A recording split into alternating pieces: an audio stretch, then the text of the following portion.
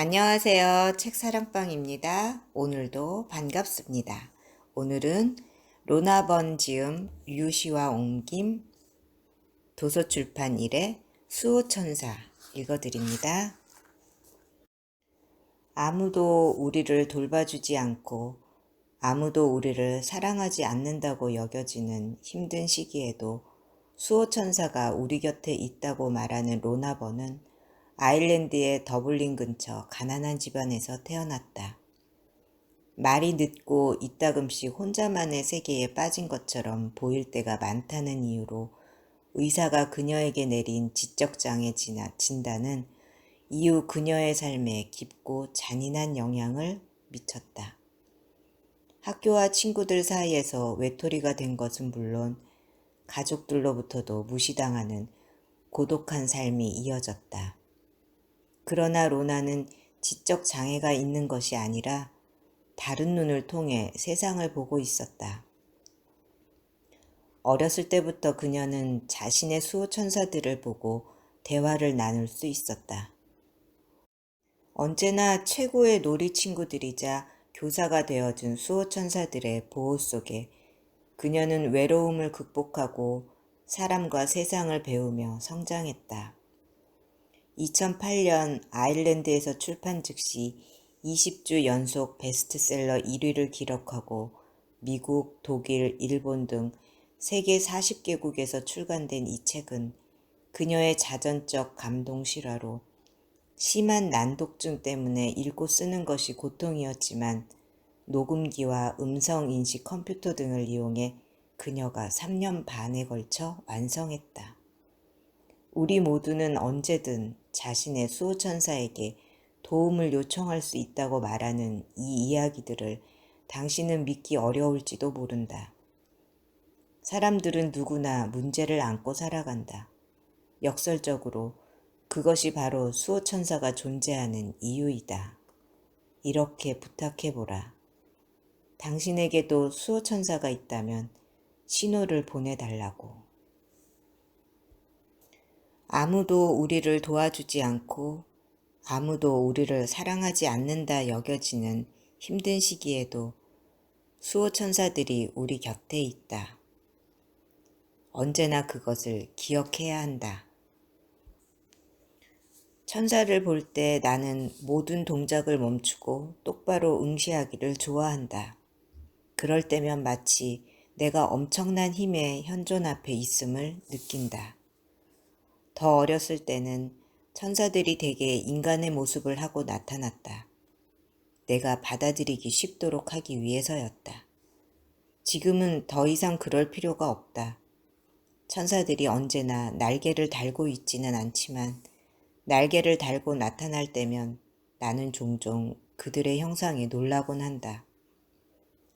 때로 그들은 불꽃과 같은데 그러면서도 형태와 입체감을 지니고 있다. 어떤 천사들의 날개에는 깃털이 달려있지만 내가 본 한 천사는 매우 가늘고 크고 뾰족한 날개를 달고 있어서 날개라고 믿기가 어려웠다. 그 천사에게 날개를 펼쳐보라고 말하고 싶을 정도였다. 날개가 있든 없든 천사들이 인간의 형상을 하고 나타날 때는 눈이 그들의 가장 매력적인 특징 중 하나다. 천사들의 눈은 인간의 눈과는 다르다. 생생히 살아있으며 생명력과 빛과 사랑으로 가득 차 있다.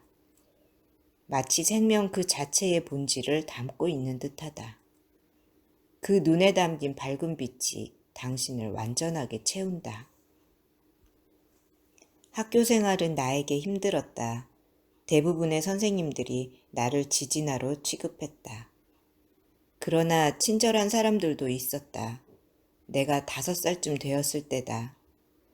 모던일이라는 이름으로 기억되는 한 수녀님이 있었다. 그 수녀님도 다른 교사들에게서 내가 멍청하고 지능이 모자란 아이라고 들었지만 나는 왠지 그분이 나를 더 잘 안다고 느꼈다. 수업 시간이면 수녀님은 내게로 다가와 몇 가지 간단한 질문들을 던지곤 했으며 나는 언제나 답을 알았다. 그러면 그분은 미소를 지으며 내 머리를 쓰다듬었다. 가끔 있는 몇몇 사람들의 이런 친절한 행위에도 불구하고 나는 아웃사이더로 자랐다. 사람들은 내가 다르다는 것을 알았지만 그것을 이해하지는 못했다. 내 삶의 이런 측면이 나는 너무도 힘들었다. 그러나 나의 학교 생활은 호수스라는 이름의 특별한 천사 덕분에 훨씬 견딜만 했다. 어느 날 아침 여느 때처럼 함께 등교하는 나보다 조금 나이 많은 여자아이를 따라가느라 뛰다시피 학교에 가고 있을 때였다. 문득 가로등 기둥 뒤에 숨어있는 아름다운 천사가 보였다. 그는 나를 웃기기 위해 일부러 잔뜩 인상을 쓰고서 바라보았다. 그날 이후 호수스는 거의 매일 아침 등굣길에 나타나곤 했다. 나는 요즘도 여전히 정기적으로 그를 보게 된다. 학교에서 호수스는 선생님이 교사용 책상에 앉아있지 않을 때면 자기가 그 자리에 앉아있곤 했다. 교실에서 처음 호수스를 본 날 나는 거의 눈이 튀어나올 뻔했다. 나는 큰 소리로 물었다. 여기서 뭘 하고 있는 거야? 선생님이 고개를 돌려 나를 쏘아보았다. 나는 웃음을 참느라 손으로 입을 막아야 했다. 내가 놀란 이유는 호수스가 교실에 항상 있던 수호천사들과 달랐기 때문이다. 그는 수호천사가 아니었다. 아이들의 수호천사들은 극도로 밝고 매우 빛났다. 호수스는 완전히 달라 보였다. 훨씬 인간의 모습에 가까웠다. 그의 긴 겉옷이 책상에 스치곤 했다. 호수스가 다른 모습을 하고 있었던 것은 나로 하여금 다른 수호 천사들과 내 삶의 일부로 주어진 특별한 천사들을 구분하도록 돕기 위해서였다. 나는 어렸기 때문에 서로 모습이 다른 천사들을 구분하는 법을 배워야 했다. 다른 모습의 천사들은 다른 능력들을 가지고 있다. 나를 비롯해서 모든 아이들이 교사와 의사를 구분하는 법을 배울 필요가 있는 것처럼 나는 서로 다른 모습의 천사들이 다른 사람들이나 나를 어떻게 도울 것인지 알기 위해 그들을 구분하는 법을 배워야만 했다. 호수스는 자주 나를 웃게 만들었다. 한 번은 내가 물었다.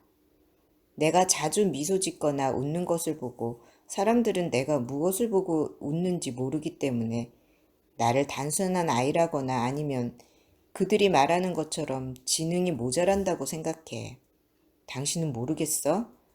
만약 사람들이 선생님처럼 옷을 입고 교탁에 앉아있는 당신을 보면 뭐라고 생각할 것 같아? 호수스는 웃음을 터뜨렸다. 유령이 나타났다고 소리치면서 뛰쳐나가겠지? 사람들은 당신이 천사라는 걸 모를까? 사람들은 몰라. 네가 우리를 보는 것처럼 우리를 보지 않거든. 그때까지 나는 다른 아이들도 나처럼 천사들을 보고 천사들에게 말을 할 수 있다고 늘 생각했었다. 7살이 되어서야 사정이 언제나 그렇지만은 않다는 것을 눈치채기 시작했다. 호수스, 이거 알아? 어떤 아이들은 천사들을 볼 수 있어.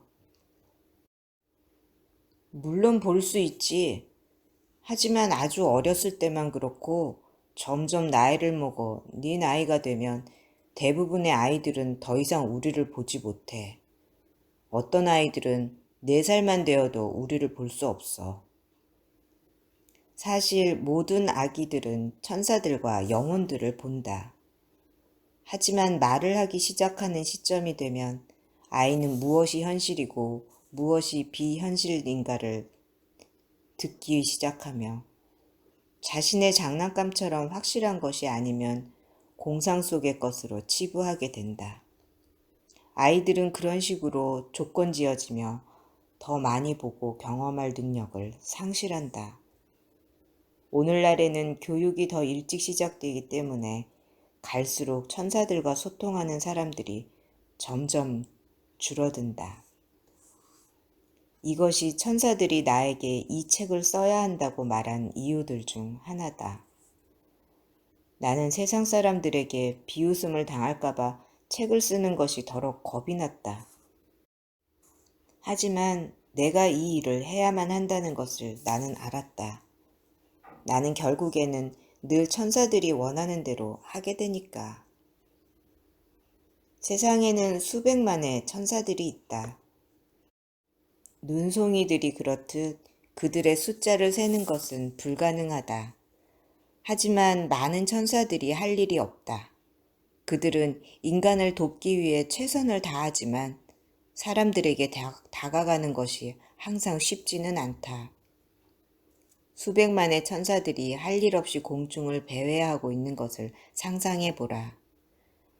대부분의 사람들이 살아가기에 바쁜 나머지 천사들이 자신들을 도와주기 위해 그곳에 존재하며 또 어디에나 있다는 사실을 자각하지 못한다.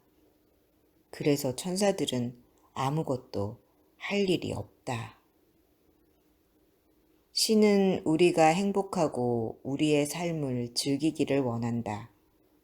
그래서 우리를 도우라고 천사들을 보내는 것이다. 수없이 많은 영적인 도움의 손길들이 우리를 기다리고 있으며 우리 중 누군가는 손을 뻗어 도움을 얻는 반면에 많은 이들은 그렇지 못하다. 천사들은 우리 옆을 걸으면서 자신들이 그곳에 있다는 것을 우리에게 말하지만 우리는 듣지 않는다. 우리는 들으려고 하지 않는다. 우리는 스스로 모든 것을 할 수 있다고 믿는다. 우리는 우리가 영혼을 가진 존재임을 잊었으며 단순히 피와 살을 가진 존재라고 믿는다. 우리는 그 이상 아무것도 없다고 믿는다. 내세도 없고 신도 없고 천사들도 없다고.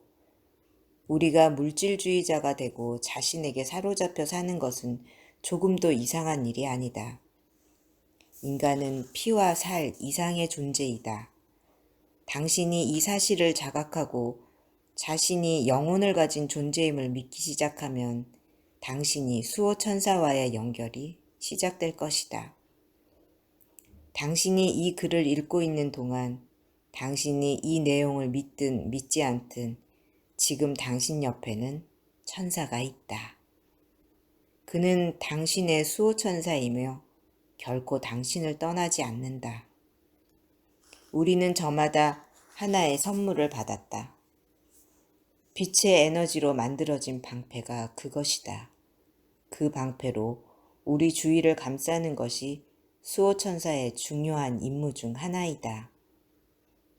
신과 천사들에게 우리 모두가 동등한 존재이다. 다른 사람들이 우리에 대해 어떻게 생각하든, 좋게 생각하든 나쁘게 생각하든 상관없이 우리 모두는 보호받고 보살핌받고 사랑받을 자격이 있다. 나는 사람들을 볼 때 실제로 그들을 감싸고 있는 이 방패를 볼 수 있다. 그것은 마치 살아있는 생명체와 같다. 당신의 수호천사는 당신의 몸과 당신 영혼의 문지기이다. 그는 당신이 잉태되기도 전에 당신에게 배정되었다. 당신이 어머니 뱃속에서 자라는 동안 그는 매 순간 당신을 보호하면서 당신과 함께 그곳에 있었다. 일단 당신이 태어나서 자라기 시작하면 수호천사는 단 한순간도 당신 곁을 떠나는 법이 없다.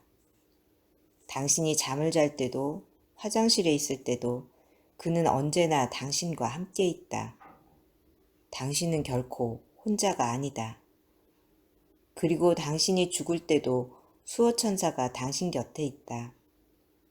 당신이 육체를 떠나는 것을 도우면서 수호천사는 또한 다른 천사들이 언제든 당신을 돕기 위해 당신 삶에 들어오는 것을 허용한다. 그 천사들은 왔다가 간다. 나는 그들을 교사천사들이라고 부른다. 당신은 이 모든 이야기들을 믿기 어려울지도 모른다. 만약 믿지 못하겠다면 당신은 벌써 자신의 회의론에 질문을 던져야 한다. 당신이 냉소적이라면 당신의 냉소적인 태도에 질문을 던져야 한다. 천사들의 존재 가능성에 마음을 연다고 해서 당신의 영적인 자아에 마음을 열고 자신의 영혼에 대해 배운다고 해서 당신이 잃을 것이 무엇인가? 지금부터 천사들에게 도움을 요청하라. 천사들은 훌륭한 교사들이다. 들어주셔서 감사합니다. 사랑합니다. 축복합니다. 오늘도 제가 당신을 응원합니다.